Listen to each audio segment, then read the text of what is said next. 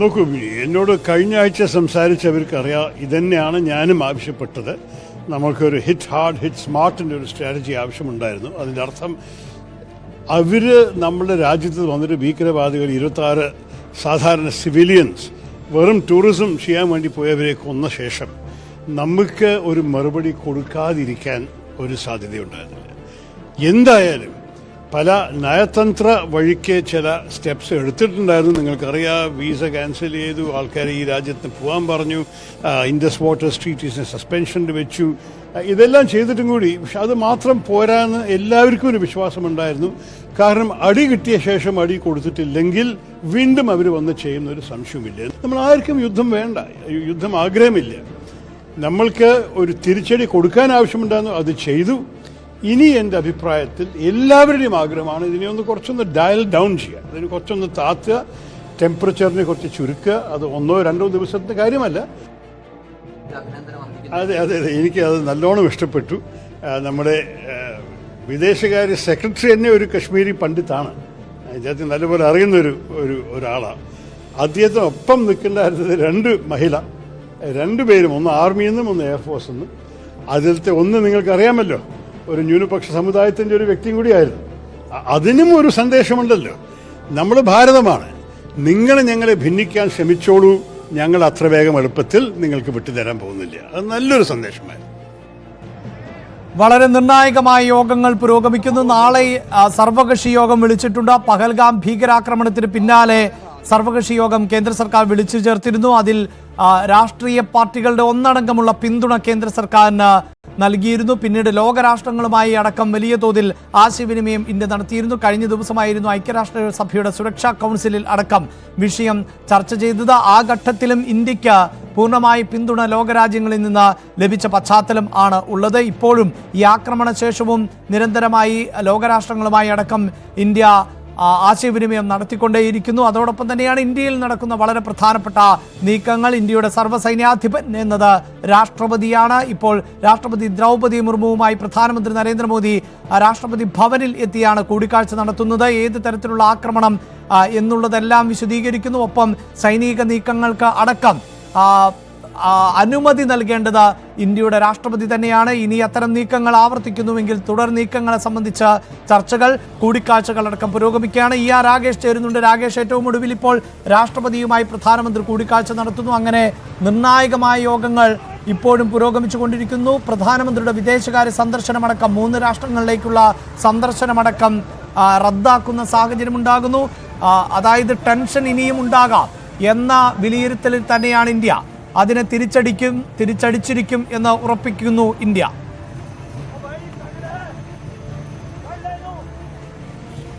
അതെ അഭിലാഷ്, ഇപ്പോൾ രാഷ്ട്രപതിയുമായി കൂടിക്കാഴ്ച നടത്തുകയാണ് പ്രധാനമന്ത്രി. അല്പം മുമ്പാണ് പ്രധാനമന്ത്രി രാഷ്ട്രപതി ഭവനിൽ എത്തിയത്.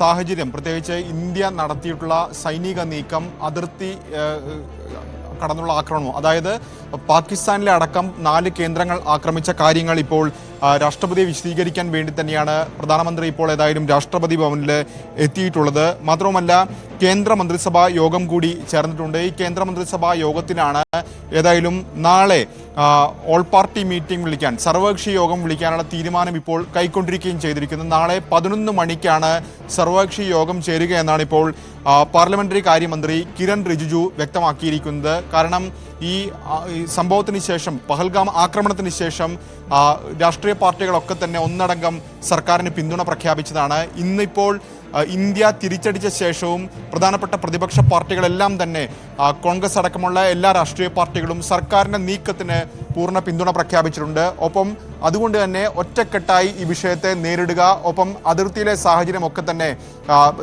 പ്രതിപക്ഷത്തെ അടക്കം മുഖവിലെടുത്തുകൊണ്ട് തുടർ നടപടികളിലേക്ക് മുന്നോട്ട് പോവുക, ഇതുകൂടി കണക്കിലെടുത്തുകൊണ്ട് തന്നെയാണ് സർവകക്ഷി യോഗം ഇപ്പോൾ വിളിച്ചു ചേർത്തിരിക്കുന്നത്. നാളെ ഏതായാലും 11 മണിക്ക് യോഗം ചേരും എന്നാണ് ഇപ്പോൾ സർക്കാർ ഈ ഘട്ടത്തിൽ അറിയിച്ചിരിക്കുന്നത്. അഭിലാഷ്, വളരെ പ്രധാനപ്പെട്ട നീക്കങ്ങൾ അടക്കം കേന്ദ്ര സർക്കാരിന്റെ ഭാഗത്ത് നിന്ന് ആവർത്തിച്ചുകൊണ്ടേ ഇരിക്കുകയാണ്. അല്പസമയം മുമ്പ് നിലവിലെ സാഹചര്യങ്ങളെല്ലാം മന്ത്രിസഭാ യോഗം വിലയിരുത്തിയ പശ്ചാത്തലം കൂടി ഉണ്ട്. ഇപ്പോൾ പ്രധാനമന്ത്രി രാഷ്ട്രപതിയുമായി കൂടിക്കാഴ്ച നടത്തുന്നു. ഭീകരത പൂർണ്ണമായും ഇല്ലാതാക്കണമെന്ന് പഹൽഗാം ഭീകരാക്രമണത്തിൽ കൊല്ലപ്പെട്ട ഏക കശ്മീരി സ്വദേശിയായ ആദിൽ ഹുസൈന്റെ അച്ഛൻ സയ്യിദ് ഹൈദർ ഷാ സർക്കാരും രാജ്യവും പ്രതികാരം ചെയ്തതിൽ അതിയായ സന്തോഷമുണ്ട് എന്നും സയ്യിദ് ഹൈദർ ഷാ ന്യൂസ് 18 പറഞ്ഞു. വിനോദസഞ്ചാരികളുടെ ജീവൻ രക്ഷിക്കാനായി ഭീകരന്റെ തോക്ക് പിടിച്ചു വാങ്ങാൻ ശ്രമിക്കുന്നതിനിടെയായിരുന്നു കുതിരസവാരി നടത്തി ഉപജീവനം നടത്തിയിരുന്ന ആദിൽ ഹുസൈനെ ഭീകരവാദികൾ വെടിവെച്ചത്. इसमें ये कह रहा हूँ कि जिस 26 जवानों की लाशें गई हैं उनका बदला आज फौज ने और गवर्नमेंट ने, नरेंद्र मोदी जी ने उसका बदला लिया है, तो हम इसमें खुश हैं. हम ये खुशी चाहते हैं कि उसने इसका बदला ले लिया और उन जो वहाँ पे जिनकी जाने गई, उनकी बेगुनाह जाने गई, उनकी लाशों को भी इससे शांति मिली. ഇപ്പോൾ ബ്രിഗേഡിയർ മോഹനൻ പിള്ള കൂടി നമ്മളോടൊപ്പം ചേരുന്നുണ്ട്. ബ്രിഗേഡിയർ മോഹനൻ പിള്ള, നമ്മൾ പലപ്പോഴായി ഈ വിഷയം ചർച്ച ചെയ്തതാണ്. ഒരു പക്ഷേ ഇന്ത്യയുടെ തിരിച്ചടിയുടെ സ്വഭാവം ഇത് തന്നെ ആയിരിക്കും എന്നും പ്രതീക്ഷിച്ചതാണ്.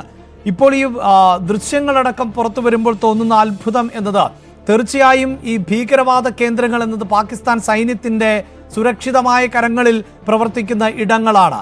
അവിടെ 9 ഇടത്ത് ഇന്ത്യ എത്തി എന്നു മാത്രമല്ല, ഒരേ സമയം 25 മിനിറ്റുകൾ കൊണ്ട് ആക്രമണം നടത്തി എന്നുള്ളതാണ്. ഇതായി ദൃശ്യങ്ങൾ ജെയ്ഷെ മുഹമ്മദിന്റെ ഭീകരവാദ കേന്ദ്രം എന്ന് തന്നെ പറയാം. അവരുടെ തറവാടെന്ന് വിശേഷിപ്പിക്കുന്ന ഇടമാണ് ഇന്ത്യ തകർത്ത് തരിപ്പണമാക്കിയത്. അത് മാത്രമല്ല, ഇത് സ്ഥിരീകരിക്കേണ്ടി വരുന്നു അസദിന് എന്നുള്ളതാണ്. തന്റെ 10 കുടുംബാംഗങ്ങൾ കൊല്ലപ്പെട്ടു എന്ന് സ്ഥിരീകരിക്കേണ്ടി വരുന്നു. വ്യക്തമായ പ്ലാനിംഗ്, കൃത്യമായ ആക്രമണം. എങ്ങനെയാണ് താങ്കൾ ഇതിനെ നോക്കിക്കാണുന്നത്? ഇത് വളരെ എഫക്റ്റീവ് ആൻഡ് കോർഡിനേറ്റ് ചെയ്ത് നമുക്ക് നമ്മളുടെ ഓരോ ഭാരതീയന്റെ എക്സ്പെക്ടേഷൻ അനുസരിച്ചിട്ട് തന്നെ ഒരു ഡിഫൻസ് ഫോഴ്സസ്, ഒരു എഫക്റ്റീവ് ആയിട്ടുള്ള, ഒരു വളരെ എഫിഷ്യന്റ് ആയിട്ടുള്ള ഒരു ഡിഫൻസ് ഫോഴ്സസ് എങ്ങനെയാണ് ഈ ടെറൈനിൽ, ഈ കണ്ടീഷനിൽ ഓപ്പറേറ്റ് ചെയ്യേണ്ടത് എന്ന് കാണിച്ചു കൊടുത്തു. ഈ കണ്ടീഷനിൽ ഓപ്പറേറ്റ് ചെയ്ത് കാണിച്ചു കൊടുത്തു എന്ന് പറഞ്ഞാൽ സിവിലിയൻ കാഷ്വാലിറ്റി ഉണ്ടാവാതെ, അതുപോലെ തന്നെ അവിടുത്തെ ആർമിയുടെ ഇൻസ്റ്റലേഷൻസോ ആർമി പീപ്പിളിനോ എയിം ചെയ്യാതെ സ്പോട്ട് മാത്രം ഐഡന്റിഫൈ ചെയ്ത് പ്രിസിഷൻ GPS വഴി എക്സാക്ട് ലൊക്കേഷൻ പിൻ പോയിന്റ് ചെയ്ത് ടാർഗറ്റ് ചെയ്യുക എന്ന് പറഞ്ഞു കഴിഞ്ഞാൽ അത് വളരെ നല്ല ഒരു ഓപ്പറേഷൻ ആണ്. ആർക്കും ഒന്നും പറയാൻ പറ്റാത്ത രീതിയിൽ, വിമർശനം എന്ന് പറയുന്നത് ഒരു കോണിൽ നിന്നും വരാൻ പറ്റാത്ത ഒരു രീതിയിലുള്ള ഒരു അറ്റാക്കാണ് ഇന്ത്യ നടത്തിയത്. അതിനുള്ള പ്രധാന ഉദാഹരണം ചൈനയിൽ നിന്ന് പോലും ഇപ്പോൾ ഒരു പോസിറ്റീവായിട്ടുള്ള ഒരു പ്രതികരണം വരുന്ന ചൈന ടെററിസത്തിനെതിരാണ് എന്നത്.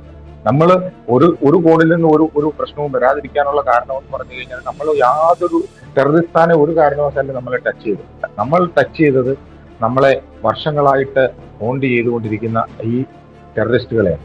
ഇന്നത്തെ മീറ്റിംഗിൽ ഞാൻ നേരത്തെ പറഞ്ഞ പോലെ തന്നെ നമുക്കറിയാലോ, ആദ്യം മുതൽ തന്നെ അതിന്റെ ബ്രീഫിംഗ് കാണിച്ചു, ബാക്ക്ഗ്രൗണ്ട് എന്താ, വർഷങ്ങളായിട്ട് നമ്മൾ ഇതിന്റെ വ്യക്തിമാണെന്നും ഇതാണ് നമ്മൾ, അതുകൊണ്ട് നമുക്ക് വേറെ വഴിയില്ല, വളരെ നോർമലായിട്ടും ശക്തമായിട്ടും ഒഫീഷ്യൽ സ്പോക്ക് പേഴ്സൺ അത് പ്രസന്റ് ചെയ്യും. ചെയ്തതിന് ശേഷം ഒരു വീരവാദവും മുഴക്കിയില്ല, ഒരു ക്ലെയിമും ചെയ്തില്ല. എത്ര പേര് നമ്മളെ അതിൽ നഷ്ടപ്പെട്ടു, എത്ര ടെററിസ്റ്റുകൾ കൊല്ലപ്പെട്ടു എന്നൊന്നും പറഞ്ഞില്ല. ദിസ് ഈസ് വാട്ട് ഞങ്ങൾ ഫേസ് ചെയ്ത പ്രോബ്ലം, ഞങ്ങൾ അതിനെ അഡ്രസ് ചെയ്തു. അത് 9 ടാർഗറ്റ് നമ്മൾ ന്യൂട്രലൈസ് ചെയ്തു. ഇനിയും ഫ്യൂച്ചറിലോട്ട് പോകാനായിട്ട് നമുക്ക് താല്പര്യമില്ല. നേരെ മറിച്ച് അപ്പുറത്തുനിന്ന് താല്പര്യം കൊണ്ട് വന്നു കഴിഞ്ഞാൽ വെറുതെ വിടത്തില്ല.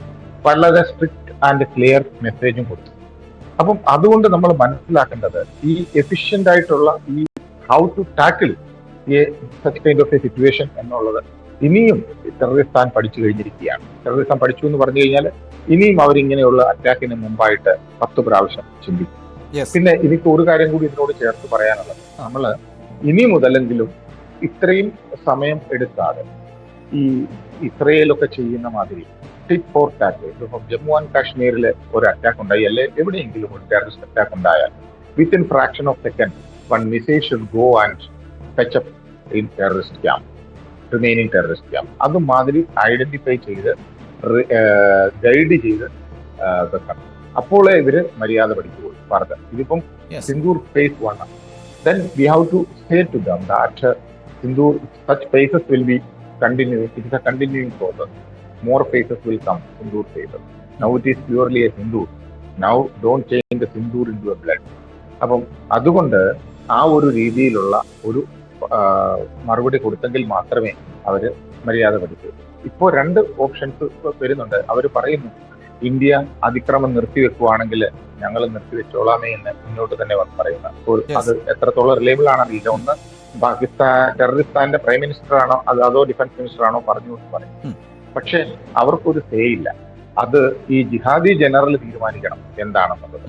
അതുകൊണ്ടാണ് ഈ ജിഹാദി general more and more casualty infect ചെയ്യണമെന്നാണ് മനസ്സിലെ വിചാരമെങ്കിൽ കുറച്ച് ഹെവി കാഷ്വാലിറ്റീസ് ഇന്ത്യക്ക് കൊടുക്കണമെന്നാണ് അങ്ങേരുടെ മനസ്സിലെ ഈ ജിഹാദിയുടെ വിചാരമെങ്കിൽ ജസ്റ്റ് കാൺ ഹെൽപ്പ് ഇറ്റ്. അപ്പം അതിനുള്ള നല്ല ഒരു ശിക്ഷ അങ്ങേർക്ക് കിട്ടും. മോർ ആൻഡ് മോർ, അതായത് സിവിലിയൻ പോപ്പുലേഷനെ, ഇന്ത്യയിലുള്ള സിവിലിയൻ പോപ്പുലേഷനെ എയിം ചെയ്തു കഴിഞ്ഞാൽ തീർച്ചയായിട്ടും ആ മറു സൈഡിലുള്ള സിവിലിയൻ ടാർഗറ്റും ഓട്ടോമാറ്റിക്കലി പോകും എന്നുള്ളത് അവർക്കതറിയാം. അപ്പം ആ ഒരു മിസ്റ്റേക്കിലോട്ട് ഇവർ കടക്കുമോ, അതൊരു എസ്കലേറ്റ് ചെയ്ത് ഫർദർ പോകുമോ എന്നുള്ളത് അത് നമുക്ക് ചിന്തിക്കാൻ വയ്യ. കാരണം എന്ന് വെച്ച് കഴിഞ്ഞാൽ ടെററിസ്റ്റ് വിചാരിക്കുന്ന മാതിരി ഒരു സൈഡിൽ നിന്നും അവർക്കൊരു സപ്പോർട്ട് കിട്ടുന്നില്ല എന്നാണ് ഇപ്പോഴത്തെ ഒരു അറിവ്.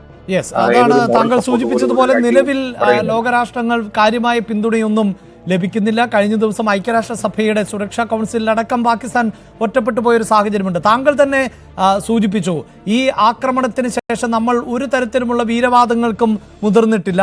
ആക്രമണം നടത്തിയത് സ്ഥിരീകരിക്കുന്നു. ഇനി ആക്രമണം കൂടുതൽ വ്യാപിപ്പിക്കാൻ ഇന്ത്യ ആഗ്രഹിക്കുന്നുമില്ല എന്ന്. പക്ഷേ താങ്കൾ തന്നെ ഒന്ന് ആലോചിച്ചു നോക്കൂ, ഇത് പാകിസ്ഥാന് കൊടുക്കുന്ന മറുപടി എന്നതിനപ്പുറത്ത് ലോകത്തോട് ഇന്ത്യ വിളിച്ചു പറയുന്ന ഒട്ടേറെ കാര്യങ്ങളുണ്ടല്ലോ. പ്രത്യേകിച്ച് ഈ ആക്രമണത്തിനൊരു പ്രത്യേക സ്വഭാവമുണ്ടായിരുന്നു. അത് സാധാരണ നിലയിലുള്ള ആക്രമണമായിരുന്നില്ല.